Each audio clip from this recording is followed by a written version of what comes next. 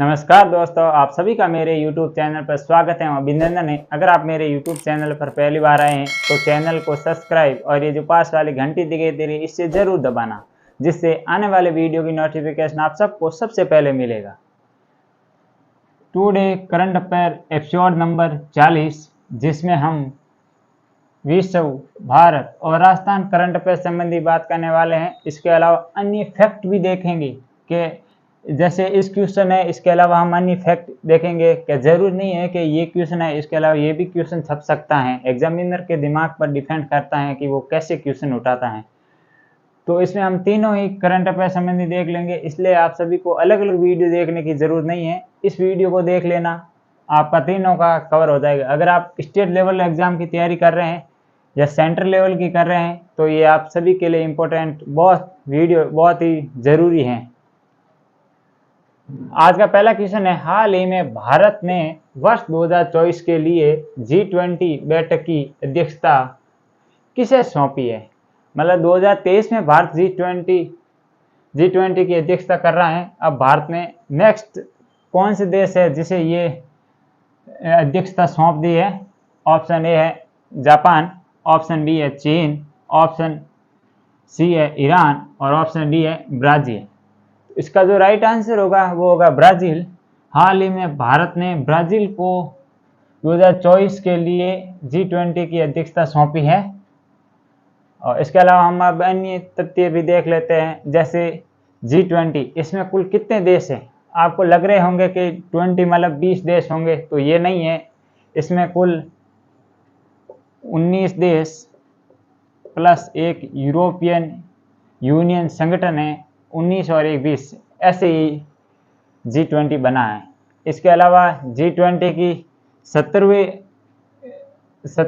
अध्यक्षता G20 की 17वीं अध्यक्षता किसने की है, तो 17 नंबर की अध्यक्षता की है इंडोनेशिया, ध्यान रखना ये। और 18वें की किसने की है, 18वें की है भारत ने। और इसकी थीम क्या थी G20 की थीम, तो ये थी वासुदेव कुटुंबकम। और इसके शेरपा कौन थे जो भारत 2023 की अध्यक्षता कर रहा था। इसके शेरपा कौन थे, तो थे अमिताभ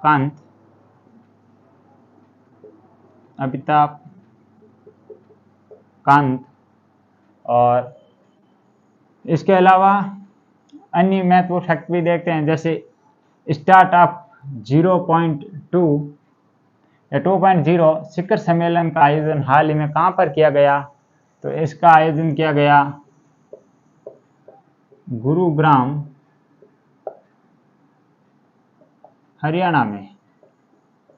गुरुग्राम का प्राचीन नाम है गुड़गांव, ध्यान रखना ये इम्पोर्टेंट है। और G7 सम्मेलन में हाल ही के सम्मेलन कहाँ पर हुआ, तो ये हुआ जापान। इसके अलावा G7 इसमें 7 देश हैं। कौन कौन से देश हैं आप सभी को कमेंट बॉक्स में बताना है कि G7 में कौन कौन से देश शामिल है। और SCO 2023 की बैठक किस देश में आयोजित की जा रही है, या तो ये की जा रही है भारत में। SCO की, SCO मतलब संघाई कोऑपरेशन संगठन, या इसका कोई स्थायी मुख्यालय नहीं है। और आसियान, तो इसकी कहाँ पर हुई थी बैठक 2023 में, इंडोनेशिया में। और इसके अलावा आसियान का फुल फॉर्म क्या होगा, south Asian association for regional national, ये इसके फुल फॉर्म है। और इसकी बैठक इंडोनेशिया में हुई है। क्वाड, ये 4 देशों का समूह है। और इसकी हाल ही में बैठक कहाँ पर हुई थी, जापान में हुई थी। और इनमें कौन कौन से क्वाड देश है शामिल, इधर लिख लेते हैं मीटर के, कौन कौन से देश हैं क्वाड के अंदर। QUAD, इसमें जापान और भारत,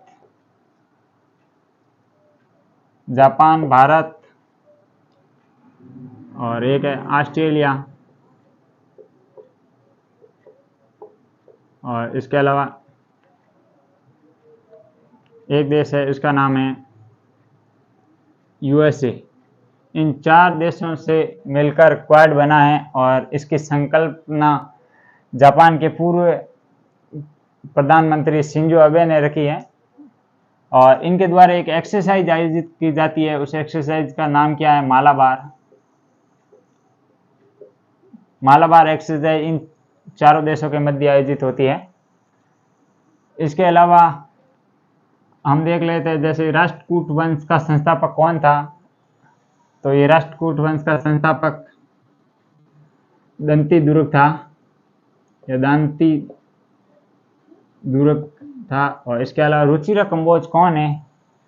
तो Ruchira Kamboj UNO, United Nation Organisation, UNO में भारतीय स्थायी प्रतिनिधित्व हैं कर रही है वहाँ पर रुचिरा कंबोज। और लाडली लक्ष्मी योजना किस राज्य की है? तो ये है एमपी, मध्य प्रदेश की है। इसके अलावा अन्य योजना देख लेते हैं, तो के फोन योजना केरल की, के फोन केरल। और इसके अलावा अन्य भी बहुत सारी योजनाएं आगे देखेंगे हम। आज का दूसरा प्रश्न है, हाल ही में FIH हॉकी प्रो लीग का खिताब किस देश की पुरुष टीम ने जीता है? ऑप्शन ए है नीदरलैंड, ऑप्शन बी है जापान, ऑप्शन सी है भारत, और ऑप्शन डी है ब्राजील। तो इसका जो राइट आंसर होगा नीदरलैंड। हाल ही में नीदरलैंड ने हॉकी प्रो लीग का खिताब अपने नाम किया है। दोनों ही खिताब, जैसे पुरुष और महिला दोनों ही, ये पुरुष का यहाँ पर लिखा हुआ है और महिला, इन दोनों का ही खिताब किसने जीता है? तो नीदरलैंड ने। ध्यान रखना, ये भी इंपॉर्टेंट क्वेश्चन है। इसके अलावा इसमें भारत की रैंक कौन सी रही है? तो भारत की रैंक 4th नंबर पर रही है। और भारत की ओर से सर्वाधिक गोल किसने किया, या इस टूर्नामेंट में सर्वाधिक गोल किसने किया? तो वो किया था हरमनप्रीत कौर ने सर्वाधिक गोल किया था। और इसके अलावा इस प्रतियोगिता में 2nd नंबर पर कौन रहे थे? तो 2nd और 3rd, 2nd पे ब्रिटेन और 3rd पर अर्जेंटीना, और 1st पर नीदरलैंड हो गया और 4th पर इंडिया हो गया। तो आप सभी को ध्यान रखना है ये चारों की रैंक। इसके अलावा 15वां हॉकी वर्ल्ड कप कब कहाँ पर आयोजित किया गया? तो इसका आयोजन स्थल था वो था उड़ीसा के भुवनेश्वर और राउरकेला, इन दोनों स्टेडियम, बिरसा मुंडा स्टेडियम, इन दोनों में किया गया। विजेता टीम कौन सी थी? तो 15वां हॉकी वर्ल्ड कप की विजेता टीम थी वो थी जर्मनी। और उप विजेता कौन थी? तो ये थी अर्जेंटीना। नहीं, अर्जेंटीना बेल्जियम थी, बेल्जियम इसकी उप विजेता थी।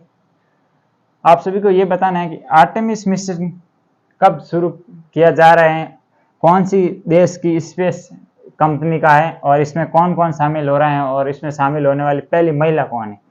इन चारों का आपको सभी को कमेंट बॉक्स में आंसर बताना है, बहुत ही इंपॉर्टेंट है। और इसके अलावा मावट क्या है? तो ये सर्दियों में जो वर्षा होती है उसे मावट कहते हैं, और ये इसे गोल्डन ड्रॉप भी कहते हैं, गोल्डन ड्रॉप।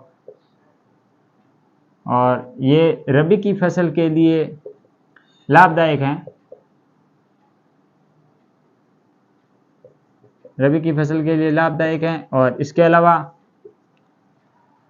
गेहूं के लिए तो विशेष, मतलब वरदान कह सकते हैं कि गेहूं की फसल के लिए ये वरदान साबित होती है। कौन से अनुच्छेद हैं कि कौन से वो अनुच्छेद है जो केवल भारतीयों को ही मिलते हैं, अन्य विदेश नागरिकों को नहीं मिलता है? तो कौन कौन से अनुच्छेद है वो अनुच्छेद 5 अनुच्छेद ऐसे हैं जो केवल भारतीयों को ही मिलते हैं। जैसे यहाँ पर लिख लेते हैं ऊपर कौन कौन से हैं।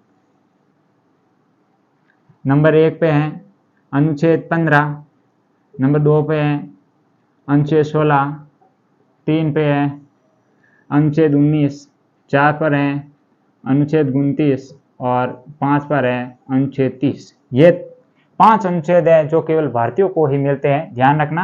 अनुच्छेद 15, 16, 19, 29 और 30।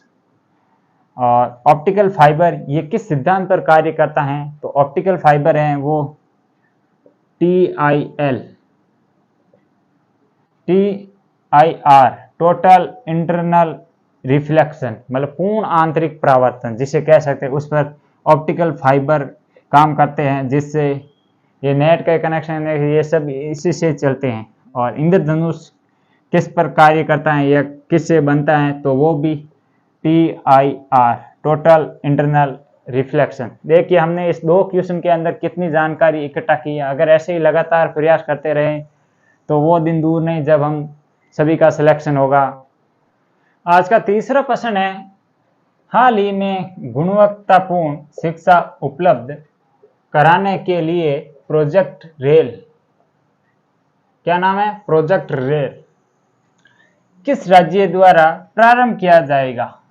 घोषणा हुई है कि हाल ही में गुणवत्तापूर्ण शिक्षा उपलब्ध करवाने के लिए प्रोजेक्ट रेल किस राज्य द्वारा प्रारंभ किया जाएगा? ऑप्शन ए है पंजाब, ऑप्शन बी है राजस्थान, ऑप्शन सी है झारखंड और ऑप्शन डी है हरियाणा। तो इसका जो राइट आंसर होगा वो होगा झारखंड। झारखंड के मुख्यमंत्री द्वारा हाल ही में घोषणा की गई है कि अपने राज्य में गुणवत्तापूर्ण शिक्षा सुधार करने के लिए या उपलब्ध कराने के लिए प्रोजेक्ट रेल शुरू किया जाएगा। इसके अलावा इसका प्रारंभ कहाँ से किया जाएगा? तो इसका जिला है खूंटी जिला। खूंटी जिला जो कहाँ पर है? झारखंड में।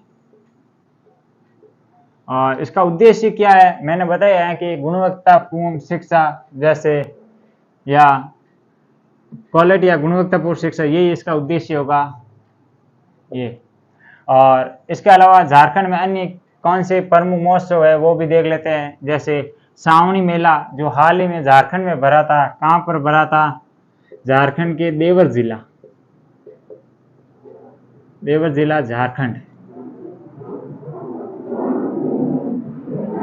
ये देवर जिला है ना कि वो रिश्ते वाला देवर नहीं है, ध्यान रखना।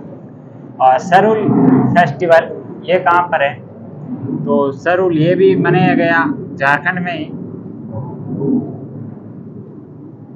सरुल झारखंड में। और हाल ही में आपने 2-3 महीने या लगभग 5 महीने हो गए होंगे, समेत शिखर चर्चा में रहा, एक बहुत ही इंपॉर्टेंट मुद्दा था। 3 महीने हुए लगभग। ये किस राज्य में था? ये भी झारखंड में था। और बिपरजॉय जो ये तो पिछले 1 मंथ में बहुत चर्चा में रहा है। बिपरजॉय इसका नाम किस देश ने दिया है? तो हम इधर लिख लेते हैं या इधर लिख लेते हैं वापस, बिपरजॉय। तो नाम किसने दिया? बांग्लादेश। अर्थ क्या है इसका? डर। और कहां पर ये उत्पन्न हुआ था या इसकी उत्पत्ति कहां हुई थी? अरब सागर में, अरब सागर में। और HDI ह्यूमन डेवलपमेंट इंडेक्स, इसमें 3, ये जब इंडेक्स बनता है ना तो इसमें 3 स्तर लिए जाते हैं। जैसे इधर लिख लेते हैं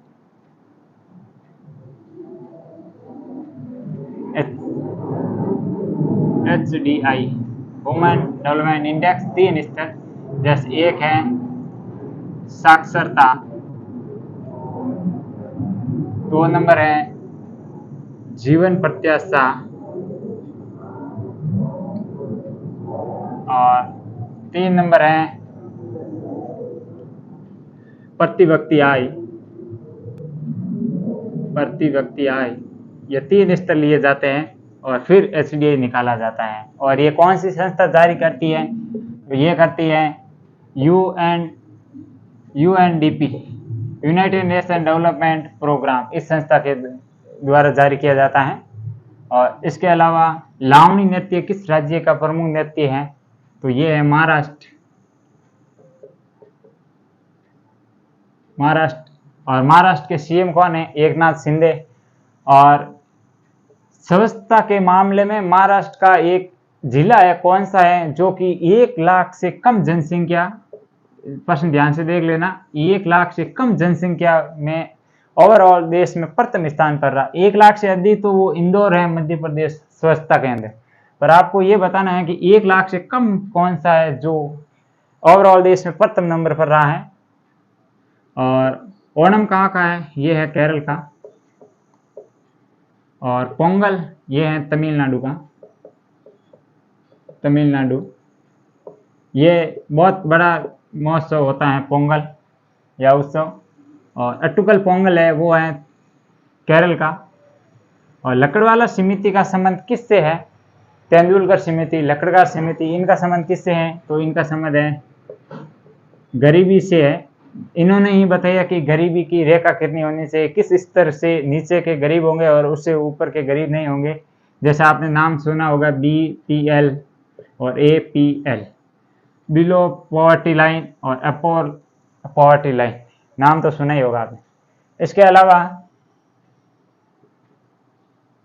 आज का चौथा प्रश्न है, हाल ही में RBI के किसे कार्यकारी निदेशक पद पर नियुक्त किया गया है?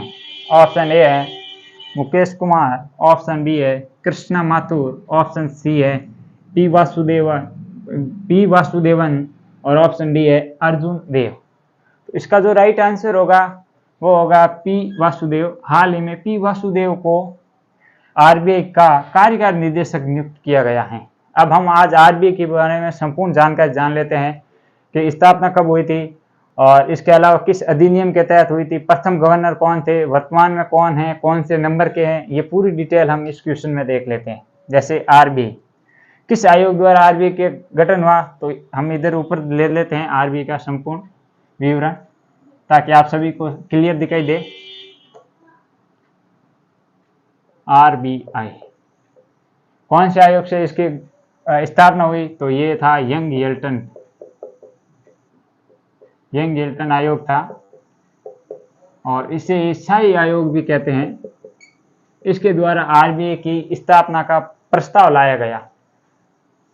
और कौन से एक्ट से इसकी स्थापना हुई थी RBI की, तो एक्ट कौन सा था? एक्ट 1934 का एक्ट था और नाम क्या था? Reserve bank of India act 1934। और स्थापना कब हुई फिर इसकी स्थापना, तो स्थापना हुई थी 1 जनवरी 1935 को स्थापना हुई थी, क्योंकि 34 में एक्ट आया था और 35 में स्टार्टिंग में 1 जनवरी को स्थापना हो गई थी RBI की। इसके अलावा RBI का मुख्यालय, प्रारंभ में मुख्यालय कहाँ पर था RBI का और वर्तमान में कहाँ पर है, क्यों चेंज हो गया? प्रारंभ में इसका था कोलकाता या कलकत्ता और वर्तमान में इसका मुख्यालय कहाँ पर है, तो वर्तमान में इसका मुख्यालय है मुंबई। और इसके RBI का लोगो क्या है, इधर हम वापस और जानकारी लिख लेते हैं RBI के बारे में। लोगो, तो RBI के लोगो में क्या क्या चित्रित किया गया है, ध्यान रखना। ताड़ का वृक्ष है, ताड़ का वृक्ष है। और इसके अलावा रॉयल बंगाल टाइगर,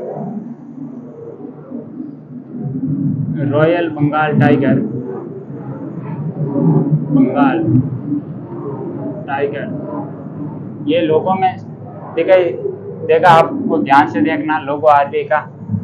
और राष्ट्रीयकरण कब हुआ था RBI का? राष्ट्रीयकरण RBI का,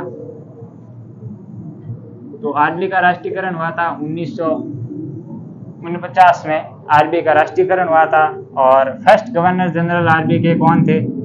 तो आरबीआई के फर्स्ट गवर्नर जनरल थे sir Osborne Smith. Sir Osborne Smith.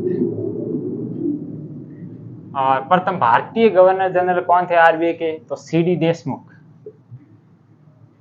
CD Deshmukh. और इसके अलावा वर्तमान में आरबीआई के गवर्नर जनरल कौन है या गवर्नर कौन है? तो इधर देख लेते हैं। तो वर्तमान में शक्तिकांत दास। शक्तिकांत दास। और कौन से नंबर के? 25वें। आप सभी को यह बताना है कि हाल ही में शक्तिकांत दास को कौन से पुरस्कार से सम्मानित किया गया है? ये हो गया।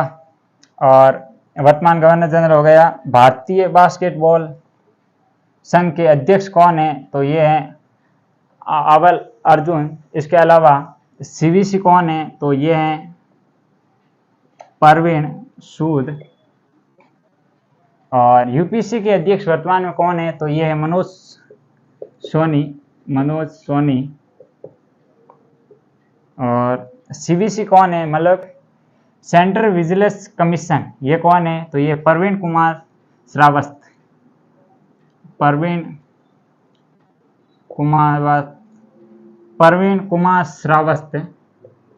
श्रावस्त। और परमाणु ऊर्जा आयोग के वर्तमान में अध्यक्ष कौन है? ये आप सभी को कमेंट बॉक्स में बताना है कि वर्तमान में परमाणु ऊर्जा आयोग के अध्यक्ष कौन है। ये देखिए, अब ध्यान रखना, कभी भी आरबीआई का कोई भी क्वेश्चन आएगा तो इस जो मैंने ये डिटेल बताई है इससे बाहर एक भी नहीं जाएगा प्रश्न, ध्यान रखना। आज का 5वां प्रश्न है राजस्थान करंट अफेयर से संबंधित। राजस्थान विधानसभा में Mahatma Gandhi institute of governance and social science संस्था गठित करने के लिए विधेयक कब पारित हुआ? तारीख बतानी है विधेयक की। कि इस विधेयक में क्या लिखा है कि Mahatma Gandhi institute of governance and social sciences संस्था को स्थापित करने के लिए ये जो विधेयक है ये कब पारित हुआ था? ऑप्शन ए है 15 जुलाई 2023, ऑप्शन बी है 12 जुलाई 2023, ऑप्शन सी है 17 जुलाई 2023 और ऑप्शन डी है 10 जुलाई 2023। तो इसका जो राइट आंसर होगा वो होगा 17 जुलाई 2023 को इस विधेयक को विधानसभा में पारित किया है। इसके अलावा हम अन्य फैक्ट भी देख लेते हैं कि राजीव गांधी फिनटेक डिजिटल संस्था कहाँ पर स्थापित की जाएगी? राजस्थान के कौन से जिले में स्थापित की जाएगी? तो वो है जोधपुर।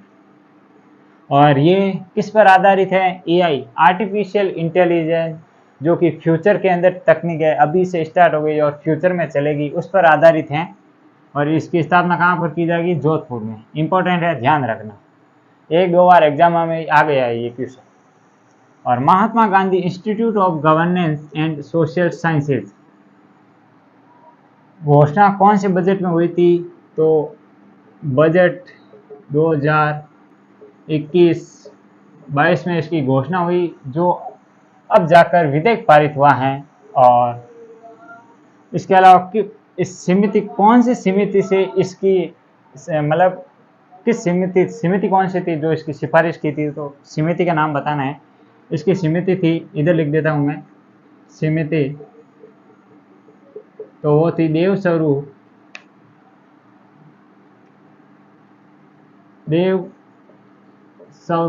समिति।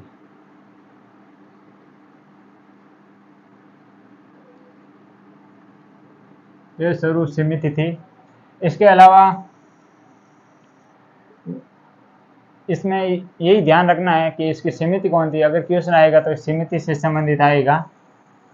और ये कहाँ पर स्थापित की जाएगी? ये यूनिवर्सिटी बनेगी तो स्थापित कहाँ पर होगी? वो होगी central park Jaipur. Central park Jaipur में स्थापित की जाएगी। आज का 6वां प्रश्न है हाल ही में institute of neuro sciences and ophthalmology की स्थापना कहाँ की जाएगी?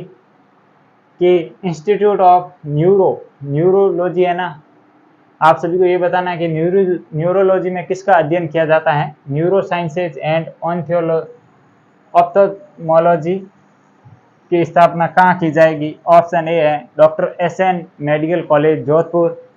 ऑप्शन बी है Swami Mansingh medical college Jaipur. Option C है एम्स जोधपुर। और ऑप्शन डी है जेएनयू जोधपुर।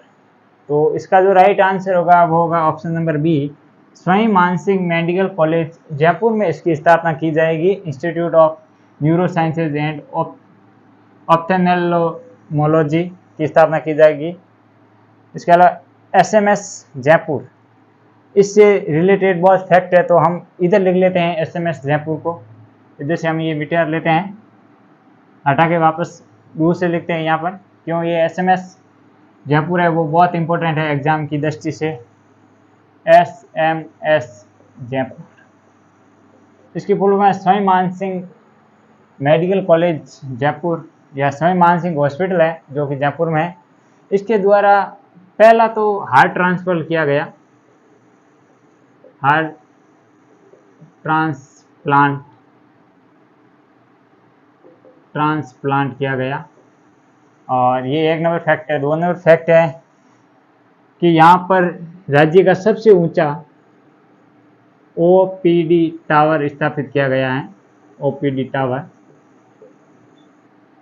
और इसके अलावा यहाँ पर प्रथम राजस्थान की प्लाज्मा बैंक स्थापित की गई, प्लाज्मा बैंक, ये भी एसएमएस जयपुर में स्थापित की गई। इसके अलावा यहाँ पर ये फैक्ट भी देख लीजिए कि एयर एम्बुलेंस की शुरुआत भी यहीं से की गई। और इसके अलावा एक और ये फैक्ट है कि रोबोटिक सर्जरी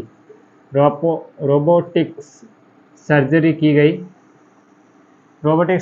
गई है। कहाँ पर, एसएमएस जयपुर में। इसके अलावा राज्य की प्रथम कैथ लैब कहाँ पर है, ये भी बहुत इंपॉर्टेंट है कि राज्य की प्रथम कैथ लैब, तो ये राज्य की प्रथम कैथ लैब कहाँ पर है, तो ये है doctor S N college Jodhpur medical college, जो ये है ना doctor SN medical college Jodhpur, यहाँ पर कौन सी राज्य की प्रथम कैथ लैब है। और इसके अलावा excellence in panchakarma, international excellence in panchakarma, ये कहाँ पर है, तो ये कहाँ पर स्थापित किया गया, तो ये किया गया doctor SN medical college Jodhpur, या doctor Sarvepalli Radhakrishnan medical college Jodhpur में स्थापित किया गया है। तो इस क्वेश्चन के साथ ये फैक्ट याद रखना, ये तो एसएमएस वाले तो रट लेना, आगे आने वाले एग्जामों में बहुत इंपॉर्टेंट है। इसके अलावा ये भी राज्य की प्रथम कैथ लैब कहाँ पर स्थापित है, ये भी ध्यान रखना। आज का 7वां प्रश्न है, आयुष्मान भारत योजना के तहत किस जिले में school health and programme pilot project शुरू किया जाएगा। कौन सा किया जाएगा, स्कूल हेल्थ एंड प्रोग्राम, जो कि पायलट प्रोजेक्ट के तहत शुरू किया जाएगा, किस जिले में। ऑप्शन ए है बीकानेर, ऑप्शन बी है प्रतापगढ़, ऑप्शन सी है जयपुर और ऑप्शन डी है उदयपुर। तो जो इसका राइट आंसर होगा वो होगा उदयपुर। उदयपुर में हाल ही में ये घोषणा हुई है कि वहाँ के स्कूलों में school for health and programme pilot project शुरू किया जाएगा। इसके अलावा हम अन्य तथ्य में देख लेते हैं, जैसे आयुष्मान भारत योजना की शुरुआत कब हुई थी, तो इसकी शुरुआत 2018 में हुई थी। इसके अलावा आप सभी को पता है कि उदयपुर को झीलों की नगरी कहते हैं, या सर्वाधिक झीलें उदयपुर में हैं। हाल ही में उदयपुर से संबंधित एक रिपोर्ट आई थी कि उदयपुर में स्थित 3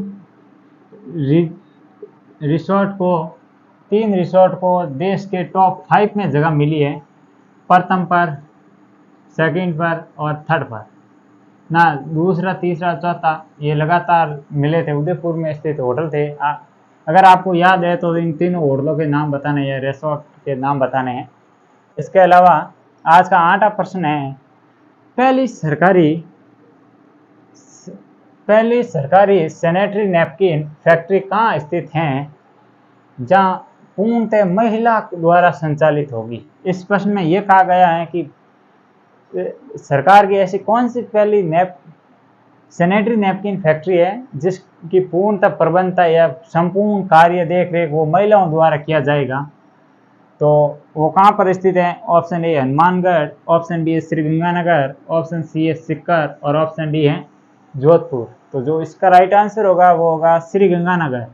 ये श्रीगंगानगर में स्थापित होगी और जो कि पूर्णतः महिला द्वारा संचालित होगी। इसके अलावा राजस्थान का वो कौन सा पुलिस थाना है जहाँ पर संपूर्ण कार्य महिलाओं द्वारा किया जाता है, ये भी आप सभी को बताना है। अगर आपको आता है तो ये ज़रूर बताना है।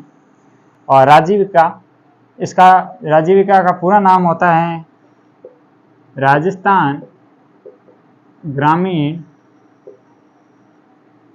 आजीविका विकास परिषद। और इसकी स्थापना कब हुई थी? तो इसकी स्थापना हुई थी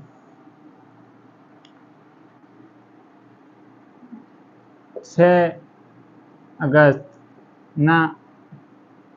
अक्टूबर 2010 में। अक्टूबर 2010 में इसकी स्थापना हुई थी। और इसके चेयरमैन कौन है राजीविका के?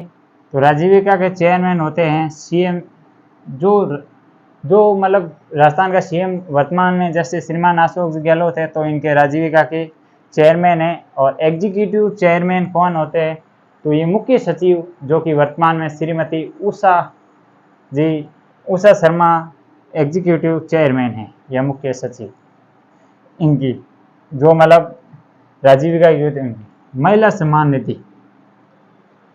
महिला सम्मान निधि की शुरुआत कब हुई थी? तो इनकी शुरुआत हुई थी 26 अगस्त 2022 को। और किसके साथ एमओयू किया था राजीविका ने? तो राजीविका प्लस स्त्री निधि जो कि कहाँ की है? तेलंगाना की है, उनके साथ एमओयू किया है। और वित्त सहयोग कितना दिया जाएगा? तो 40,000 रुपये दिया जाएगा।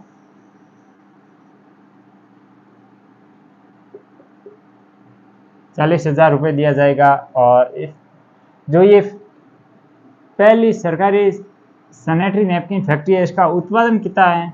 तो ये इनकी उत्पादन क्षमता हर महीने 6 लाख सैनिटरी नैपकिन बनाए जाएंगे। तो अगर ये वीडियो अच्छा लग रहा है और मेरे द्वारा जो आपको कंटेंट प्रोवाइड कराए जाते हैं और इनसे कोई भी जैसे आपका सुझाव है तो वो भी कमेंट बॉक्स में ज़रूर बताना। और ज़्यादा से ज़्यादा वीडियो को शेयर करें ताकि ये सभी कंटेंट अन्य उन ज़रूरतमंद विद्यार्थियों तक पहुंच सके जो उनकी ज़रूरत है। तो आज के लिए हम सेशन इतना ही रखते हैं, कल और इसी समय मिलेंगे। ये प्रतिदिन करंट अफेयर की क्लास आती है और आप सभी एग्ज़ामों के लिए भी इम्पोर्टेंट है। तो आज के लिए इतना ही और कक्षा देखने के लिए आप सभी का फिर से धन्यवाद।